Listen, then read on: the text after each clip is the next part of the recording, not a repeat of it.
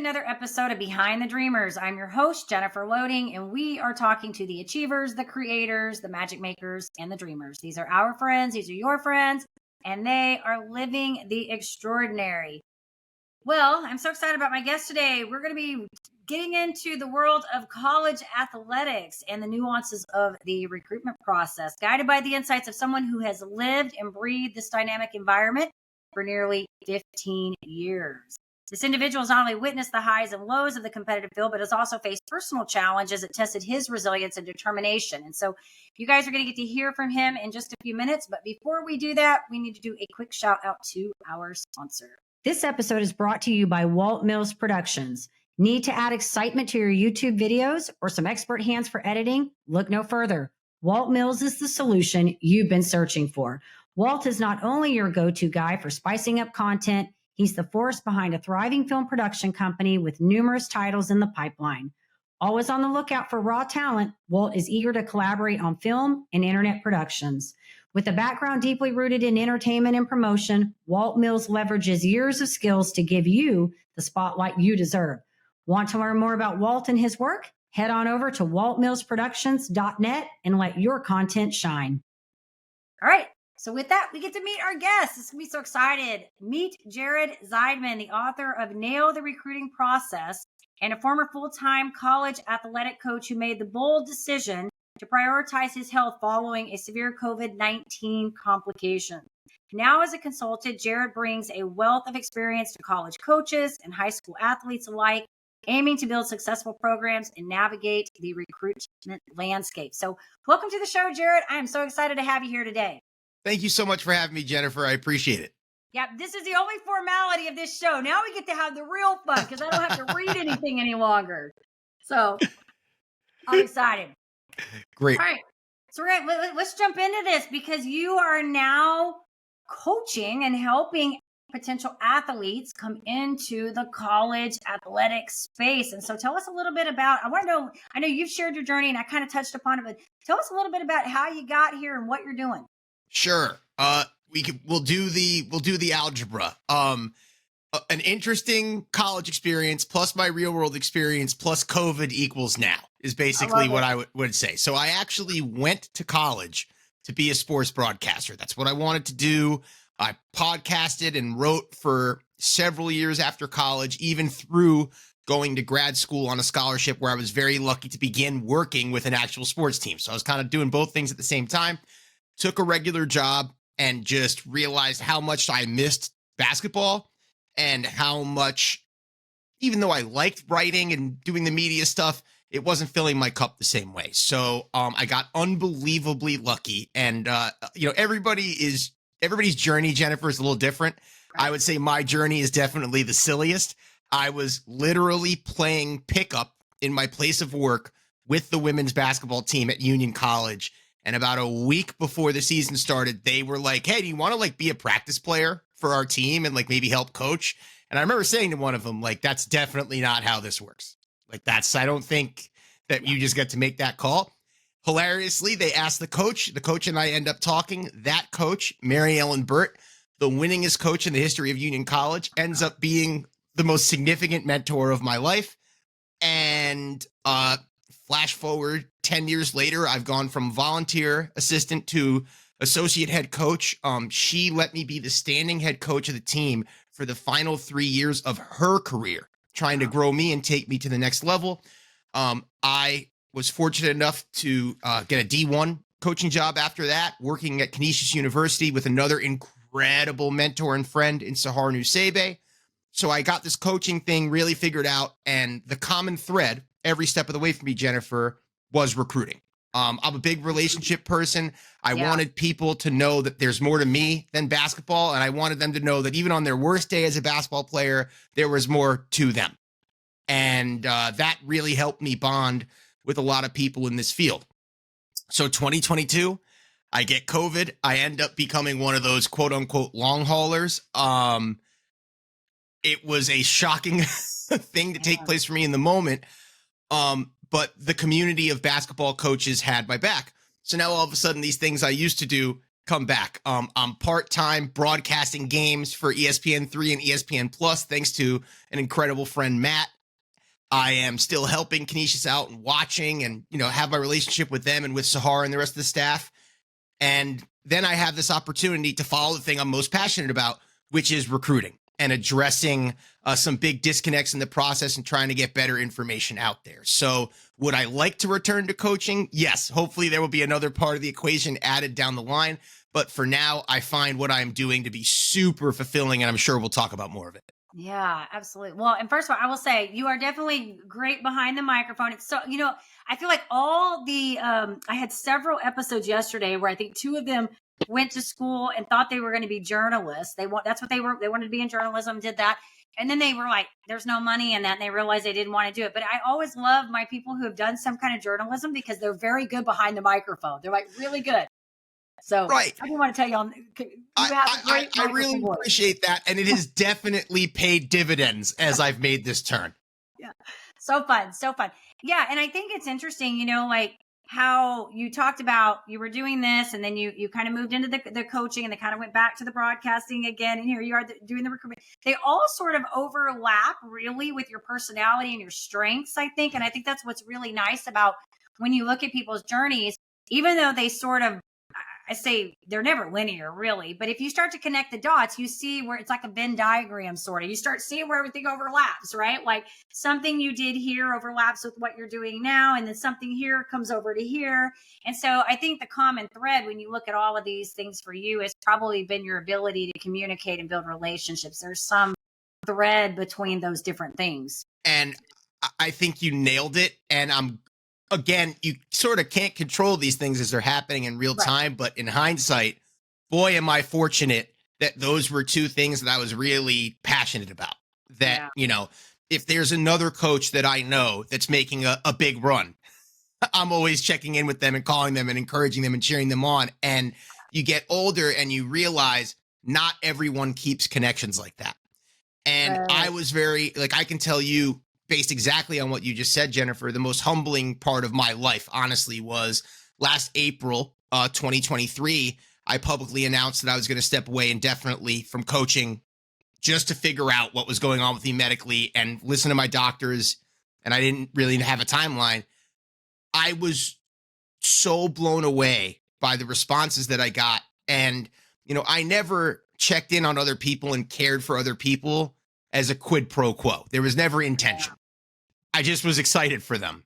Right. And to know that this many people had my back and wanted to help out, it made me really grateful, to your point, for that Venn diagram, that every single experience I had, they were all actually a part of me and things that no one else actually forgot. And that is so, so important for any young person listening.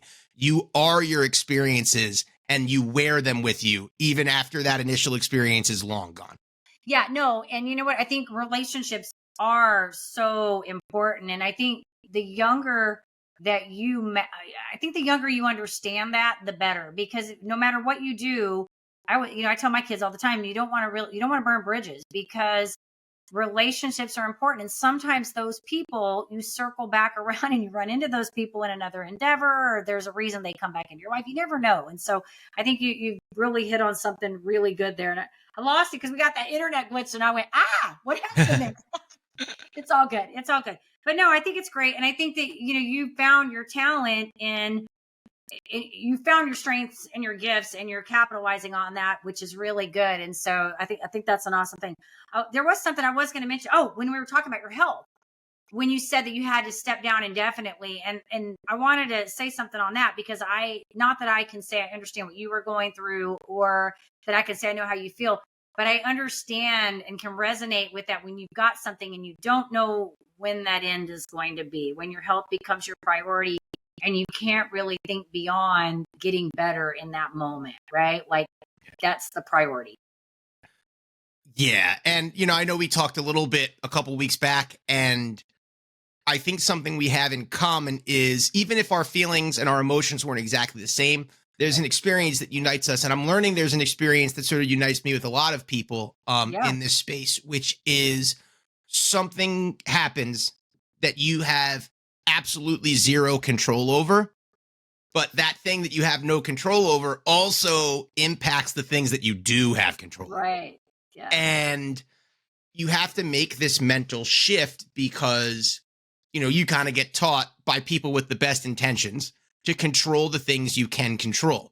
And now all of a sudden you're kind of sitting back and, well, wait a minute, I can't really control anything right now. What do we do? Right. Yeah. And I can tell you, for me, being a coach, Jennifer, helped me. I'll give you an example.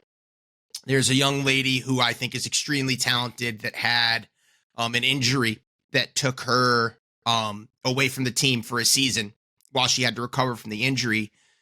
And I think over the course of this year, she learned how much actual value she added to the team aside from her actual play, because her energy is so important. The love she gives her teammates is so important. Her talk is so important.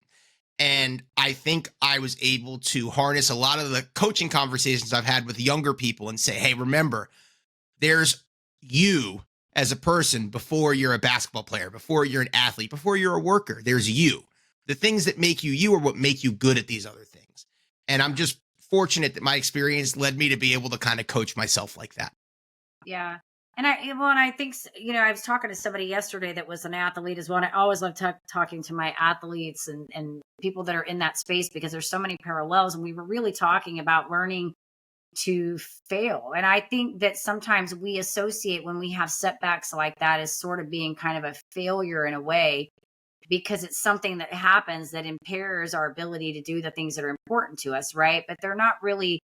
Some of these things are out of our control. And I think sometimes failing is too, and I think these are good skills that we learn that we can carry over. And the more that we go through these things, I think the tougher you get and the more equipped you get to do the next thing, But I will tell you, with sickness, I always say this, the thing, I don't know about you, but for me, when I'm going through it, I fear not getting better.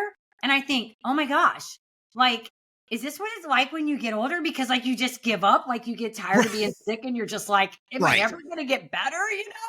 When you're in that forever, that's what sometimes I think goes through your mind. But I think it does teach you some great resilience. And I think, like you said, having your coaching background, it allows you to get through these things a little quicker and a little with more finesse, I guess is the word I'm looking for. Right. And Jennifer, you actually just made a really important point that I think is important to not sugarcoat.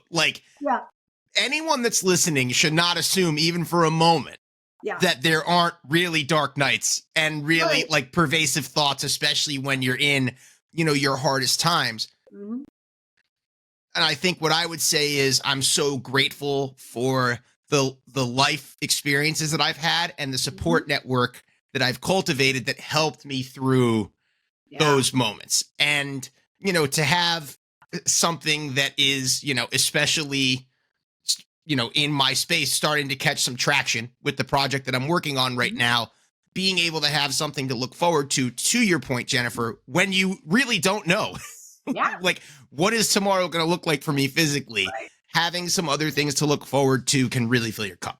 Yeah, I agree with you on that. I do. And it's great to have, I think, like you've said over and over, the connections, because I do think it helps you get through, we're social creatures and we're meant to have connections. And when you're isolating, and especially if you're going through a crisis, all the years I was in Mary Kay, we used to talk about, when we would hold weekly meetings, and it was a typical thing. When they had a lot to cheer about, they showed up, but when they weren't doing so well in their business, they wouldn't show up. And that was the time we told them they needed to be there, right? Because they needed other people to lift them up. And when they were doing great, they needed to be there for other people to lift those people up.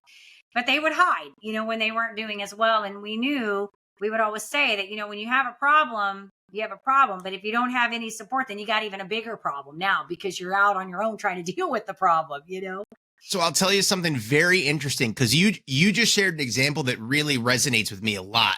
That to me is a habit that I actually see in a lot of young people. And I'm so happy to hear you correcting them in that space, because that is something we're constantly working on with young people. I'll give you a very easy example that any listener could understand. Let's just say you're a basketball player and you miss a wide open shot. I know a lot of people that because they missed that first wide open shot, they would catch the ball and be open again and be very, very reluctant to shoot it. And if you do not have teammates that say to you, hey, I trust you to make that shot. And for example, I heard in a timeout this season, I actually dapped this young lady up for her leadership. She said, the worst thing that happens if you miss is I get the rebound. That's the worst thing that happens. So you shoot that ball. And then to be able to go back into the game with that mindset of, okay, it's okay, because I have my support system here. You're so right about that give and take, Jennifer. And again, once you've experienced that as a person, like once somebody had your back, then you're compelled to do that for the next person and pay it forward. Right. It's good. Good. A lot of points there. Okay. So let's talk about this recruitment, what you're doing with your methodology, and you mentioned a project coming up. So maybe, I don't know if this all ties together. I'm going to let you kind of take away on this part, because I know you're excited about this. Sure. So you know what? Because of your background, there's one part of this that you can really relate to, which is the sales component and how to sort of develop a business. So when I first started, I literally just got asked to guide a couple of high school students through the process. And I was getting very common and consistent questions. And I sort of felt like I knew how to answer them. But as I looked at the resources that existed for this, it was book after book or website after website of, like, I hate saying it this way, but you'll get exactly what I mean. Middle-aged white guy in a sport coat holding the basketball pointing at you is the cover of the book. Okay. And my immediate takeaway upon doing the research was, if I do anything like this, it can't just be my opinion. So what I instead did was I kind of carefully crafted a survey around the pain points that these initial recruits asked me about. Then I talked to a couple of my former athletes and was just like, hey, what are some other things you think I should check for based on parts of your process? And it ended up being a very encompassing thing. I think there was around 25 like kind of scale questions for coaches to fill out. And then I also gave coaches an opportunity to interview. I interviewed a bunch of coaches and then a bunch more players. And a lot of these interviews are ongoing because things move and shake consistently. And what I learned, Jennifer, was, as opposed to, like, we'll call it like typical political data where like half the country feels this way and the other half feels a different way, that is not how this process works. The coaches are sort of like a hive mind, and they're all encountering sort of the same problems.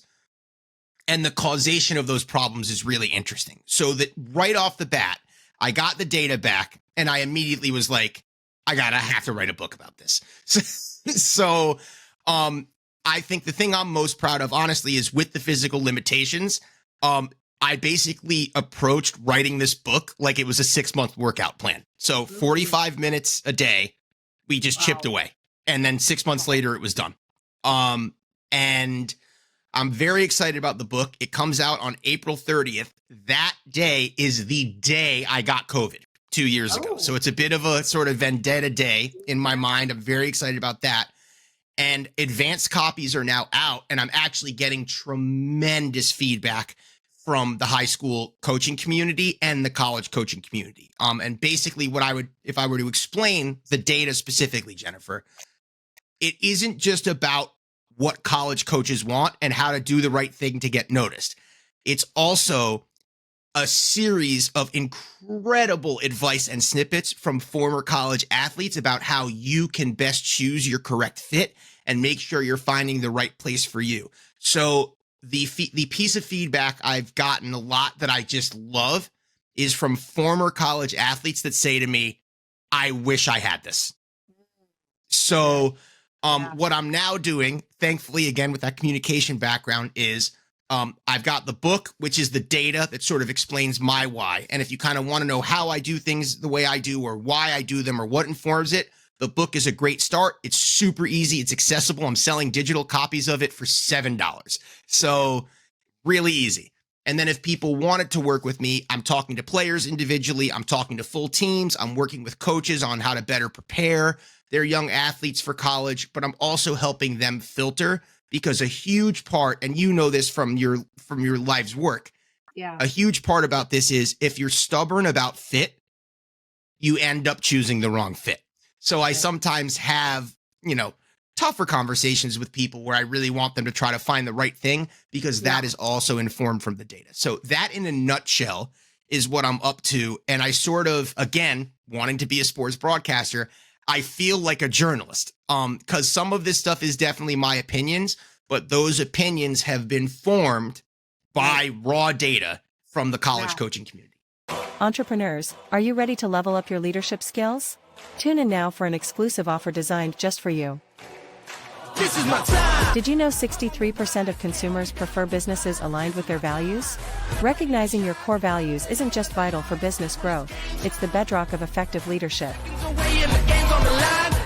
Whether you're a seasoned entrepreneur or an aspiring creator, identifying your core values is a key step in constructing the framework of a successful leader, enabling you to lead authentically, expand your business, and live life on your terms. I never settled on play, putting the kettle to flame. I go 100 all day, foot on the pedal, no brakes.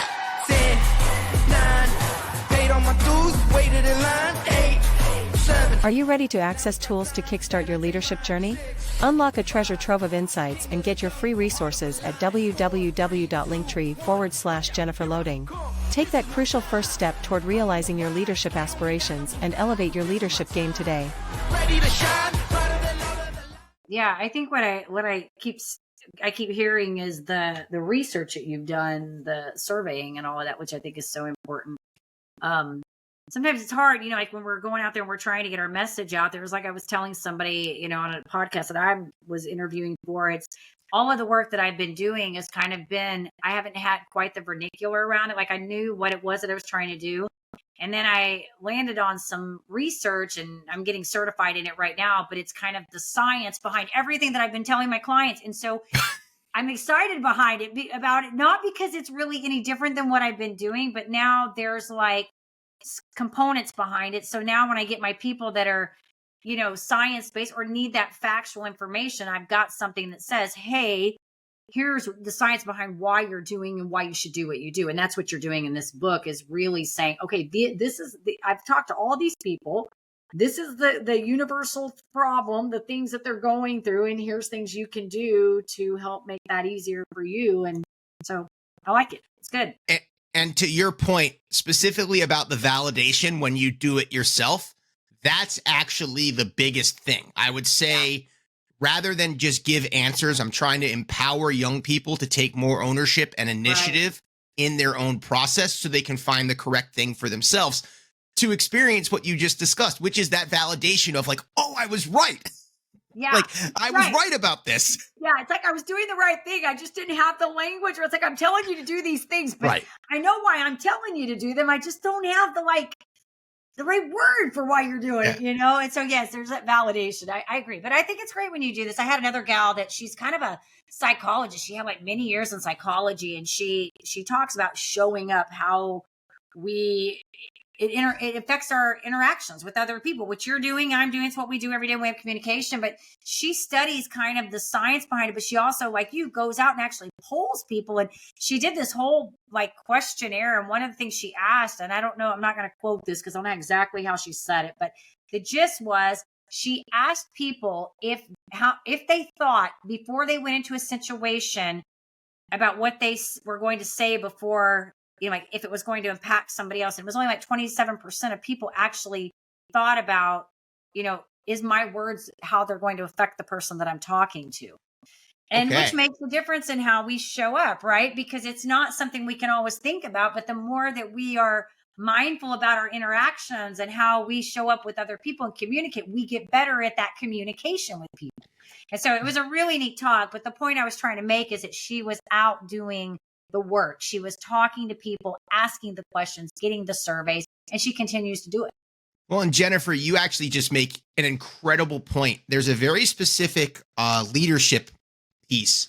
There's a phrase used by a lot of executives that especially are managing people under them. And that phrase is intent versus impact. And a lot of times in our world, things move fast and we do things with the best of intentions, but we don't actually realize how they land until we've done them and we see the impact that we've made. And I think for young people, especially to your point about, hey, are you thinking about what you say? Do you have an intentional plan here, or are we just winging it? Yeah. Best of intentions, but they don't always realize the impact that they're making. And if we can get a few more people into that calculated space, it makes such a difference, because I would say also, as a college coach, the number one piece of feedback I get from players that I've coached is we did not realize how much you actually put into this, that like every piece of this was intentional and cultivated, and that like having done it, I've said the wrong thing in a locker room, particularly in my 20s. Like that was my figure it out hothead Jared phase. And like, now that I know what it looks like to shut someone down because you said the wrong thing, you have to start calculating intention versus impact, or else you're never going to consistently make the right impact. So that's a really, really good call, Jennifer. That's good. It's good too. Thanks for Jared for sharing that. Yeah, because when it takes practice with that. It takes a long time to be good at that. I tell you, I would probably say I was not good at that either when I was young. Sometimes I still have to watch what I say, because you don't realize the things you say sometimes and how they impact others. So a question I want to ask you personally, because you've had to go through adversity and now you're doing well. It seems like you're enjoying what you're doing. You're making a difference, and who knows, maybe you'll get back to coaching. We hope, right? It'd be bring it all back full circle for you. But I would love to know, from your perspective, what do you feel like you've learned the most about yourself in this journey? Probably a lot. If listening is your medium, you just missed me take a gigantic exhale and literally look in the sky for the 3 different directions and decide which one I'm going to go with. Loaded one. Yeah. I think I'm going to be very honest and open here, because some of this stuff is very fresh with me. It is easy to become cynical. Sometimes it's too easy. Yeah. And I think the biggest thing that I've learned through this process is whatever you are looking for, you will eventually find it. If you wake up in the morning and your mindset is that you are in the dumps and the system is broken and no one is there to support you, all of those things, by the way, may be true.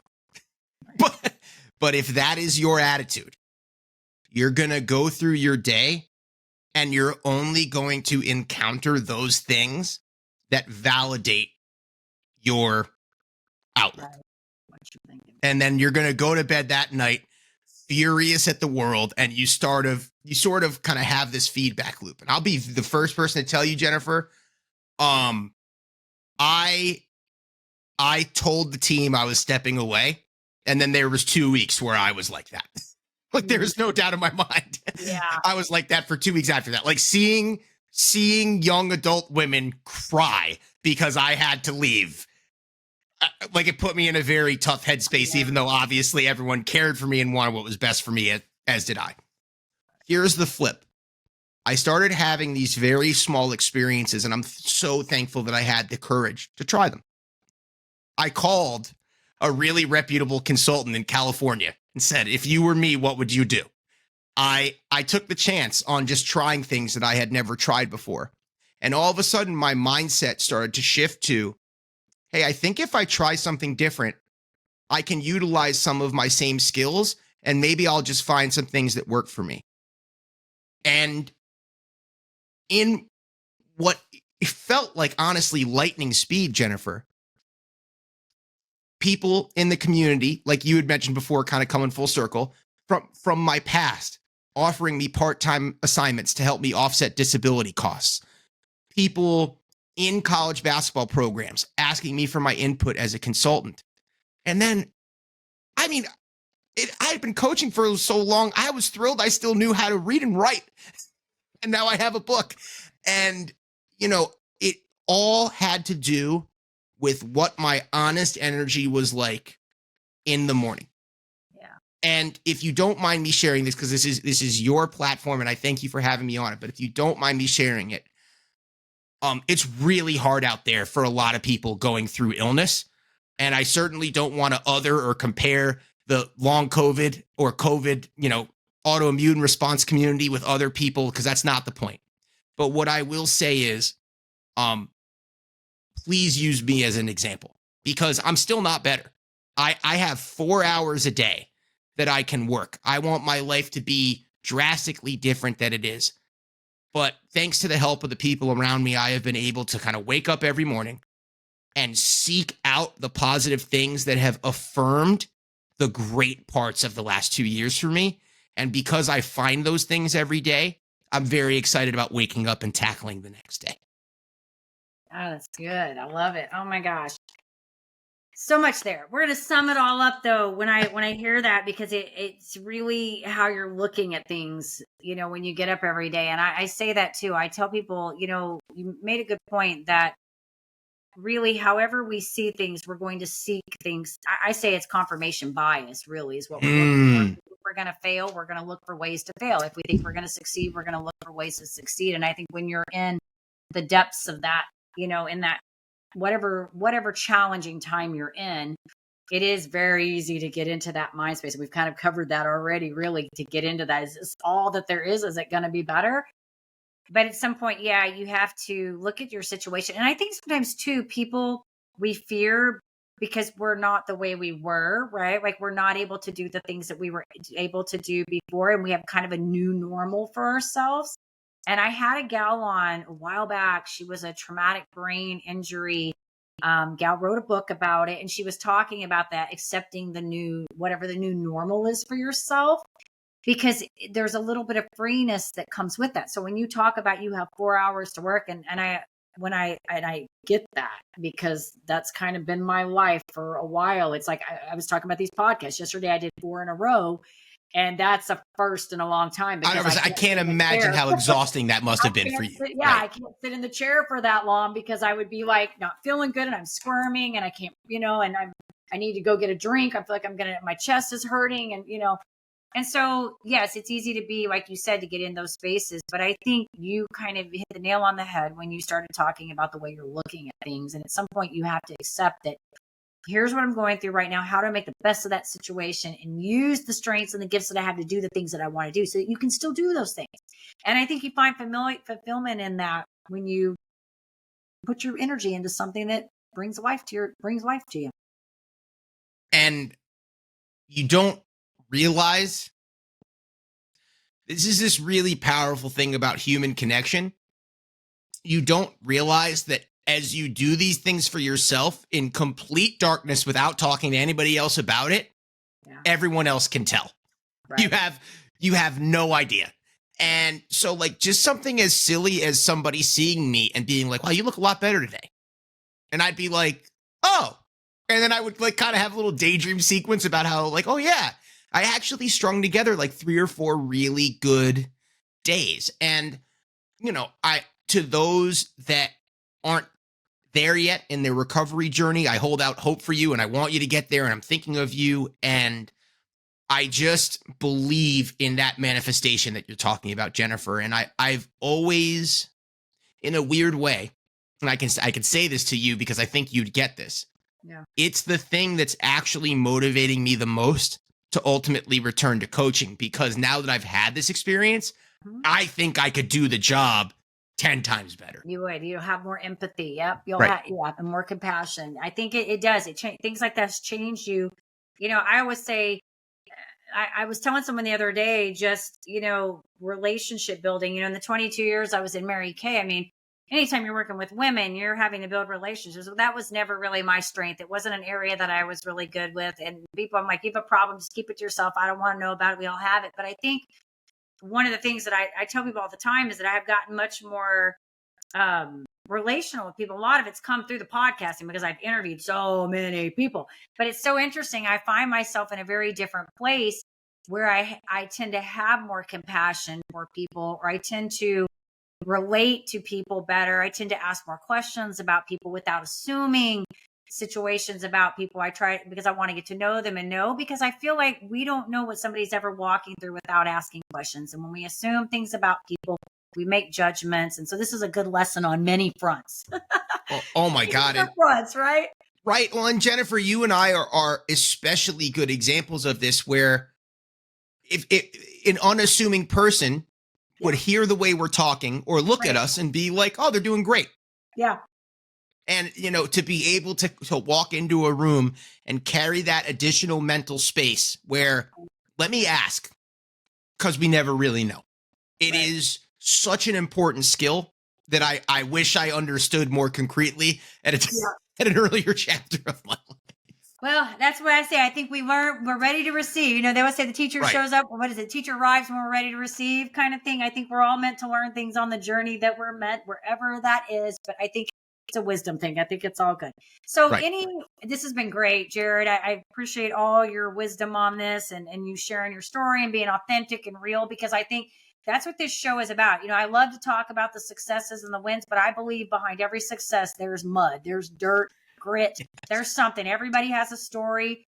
And I think everybody's story, the pain of the story that people go through is relative to them. It may be physical, maybe mental. I think it's almost always mental, but there's always some element of adversity that propels us into that next phase. And I think that you're a better human being for what you have had to go through. It's going to give you greater skills. And like I said, compassion, empathy. If you go back on that court and work with those girls again, or wherever you end up, you're going to be way better than, even if you were great then, you're going to be way better then. So it's all good. Right. It's all good. One last question I want to ask you before we wrap. Actually, I got two more, but these are pretty easy. You said so many great things. I don't even know if we need to ask this, but any maybe like final words you want to give a college student, right? Or maybe a high school student right now, getting ready to, because we're coming at the end. I know most of these, they start. I had a kid that was a cross country track, and I know they start recruiting before they even get close to graduation, but maybe somebody right now that's getting into that space and is looking at colleges and they want to play sports. Yes. DIY as much as possible. And here is why. And this is really, really important. Right now, college recruiting is at a crossroads. And coincidentally, we talked about intent versus impact before. There have been a lot of recent rule changes at the collegiate level about how college athletes can now transfer the same way that their non-athletic peers can. So I want you to get used to doing things yourself and kind of getting in that mud a little bit. If you reach out to a coach and you kind of botch the email, you learn from it. And that's okay. And you don't have to internalize that. The botched email isn't you. We all make mistakes. Right. But the more you do it yourself and the more you take ownership of it, the more resilient you become. And right now, college coaches are looking for resilient people. And to motivate you, here is an incredible piece of data from the book. I asked 50 college coaches, what is the lowest level of talent you'd be able to take on your team if you knew the kid you were having was going to be a captain? Like just a resilient, high attitude kid that was comfortable with the DIY parts of everything. Not only was the average response a 5 out of 10 talent, and this is from scholarship level coaches too. Not only was it a 5 out of 10, which should be mind-blowing enough. Yeah. I spoke to more than 20 coaches that have been to the NCAA tournament and won a conference to get there. So like the most successful coaches in their regions, and their average response was a 4.5 out of 10. I do not think young people realize how much soft skills are valued in this process. Resilience, engagement, self-awareness.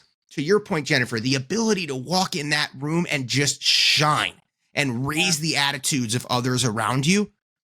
It is incredibly sought after, and you build those skills by doing this process yourself. So that would be my big one. Very good. I love it. Yes. There's not really a way to teach soft skills, is there? It's almost like I had a guy come on that talked about that. He was working, I think he was teaching like Spanish people or something. I can't remember what he was doing, some Spanish classes, and he wrote a book on soft skills. And you never really realize what they are till you learn kind of what they are. And you don't learn them by being taught them. You just learn them by going through the process of doing things. And then you realize, oh, that was a leadership skill, or that was a communication that falls under. I mean, yeah. So good stuff. 100% experiential learning. 100%. I think everything's like that. Is it not? Yeah. Do it yourself. Learn. This is how you learn. It's like when I was in Mary Kay, we used to talk about do your taxes so you know how to do your taxes. Do the calls so you know how to do the calls. All the pieces, you got to do them so you understand them, and then you can delegate them once you learn them. You can't really delegate call skills, though. You need to learn those. Good stuff. All right, Jared. So if our audience wants to get in touch with you, maybe there's a parent out there right now that's got a student doing it themselves. They want to find you and they want to get this book that's coming out, or maybe they want to learn more about you. Maybe they want to work with you. Where do we want to send them? 2 easy places you can find me. I'm on most social media at Jared the Coach, all one word. And then the book and my website are the same name. So nailtherecruitingprocess.com. The book is Nail the Recruiting Process. You can pre-order it now. It's out April 30th. And based on the feedback, I am like over the moon excited by the potential impact this project is going to have. Very good. Well, congratulations to you, Jared. You're doing good work, and I hope you continue to get better. I know it's a process, so hopefully you'll keep improving and get to the where you're feeling good, and maybe get back on the basketball court again. Thank you so much for having me, Jennifer. I appreciate you. Absolutely. And of course, listeners, we appreciate you. Thank you for tuning in wherever you are tuning in from. And if you enjoy the show, head on over to Apple. You can give us a review there. Hit the subscribe button on YouTube. And as I always say, in order to live the extraordinary, you must start. And every start begins with a decision. You guys take care. Be safe. Be kind to one another. We will see you next time.